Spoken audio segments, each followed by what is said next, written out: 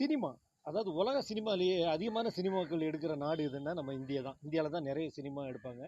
இதில் வந்து பார்த்தீங்கன்னா ஹிந்தி ஹிந்தி சினிமாலாம் ஒரு காலத்தில் பார்த்தீங்கன்னா MGR sir, Sivaji sir, Kamal sir, Rajini சார்னு பெரிய ஸ்டார்ஸ் எல்லாமே ஹிந்தி படம் தான் ரீமேக் பண்ணி நடிச்சுக்கிட்டு இருந்தாங்க.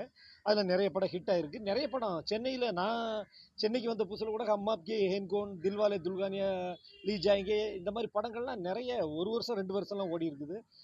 பயங்கரமான தமிழ் மக்கள்கிட்ட ஹிந்தி படங்கள் நிறைய ஆக்கிரமிப்பு இருந்துச்சு. ஆனால் இப்போ அப்படி கிடையாது.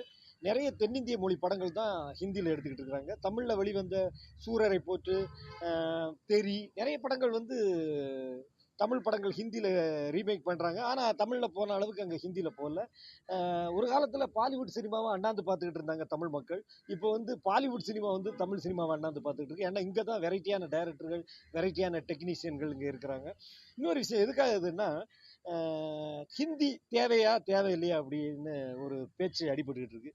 அதாவது வெளிநாடுகள், ஊர் சுற்றுறவங்க, நிறைய இப்போ வெளியூரில் வேலை பார்க்குறவங்க, ட்ராவலில் இருக்கிறவங்களுக்கு ஹிந்தி தேவை. அவங்க கற்றுக்கலாம், தப்பு இல்லை. இப்போ என்ன மாதிரி ஆளுங்களுக்கெல்லாம் ஹிந்தி தேவையே கிடையாது. ஏன்னா நாங்கள் இருக்கிறது சென்னை, தமிழில் நடிக்கிறோம், தமிழ் மட்டும்தான் நமக்கு தெரியுது. இதுவே எங்களுக்கு போதுமானது.